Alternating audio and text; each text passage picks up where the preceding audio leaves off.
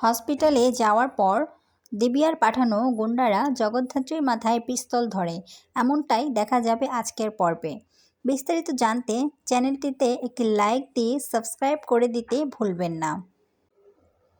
নতুন গল্পে দেখা যাবে দুর্গা কৌশিকীকে ফোন দেয় আর বলে, কিরে কোথায় আছিস? কখন আমি আমার মায়ের সাথে দেখা করব? আমার তো আর মন মানছে না।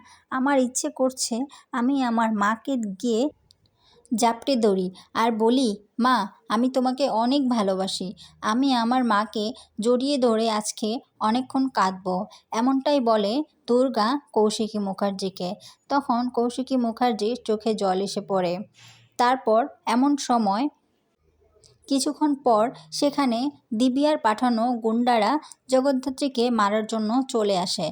আর অমনি কৌশিকী মুখার্জি সেখানে মৃণাল বলে চিৎকার করে ওঠে আর মৃণাল সেখানে দৌড়ে চলে আসে।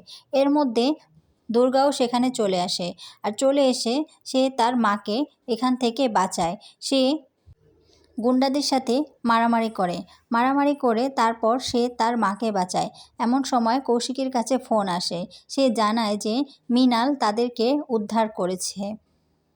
দিবিয়া সেনের প্ল্যান সফল হয়নি, সেটা সে উৎসব মুখার্জিকে জানিয়ে দেয়। উৎসব মুখার্জি বলে, কেন?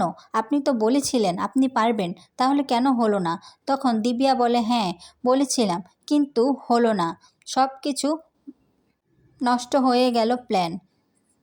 তখন সেখানে উৎসবের মা উপস্থিত হয়। উৎসব তখন তার মাকে বলে, এই পরিবারে একটা বড় ধরনের ঝড় আসতে চলেছে।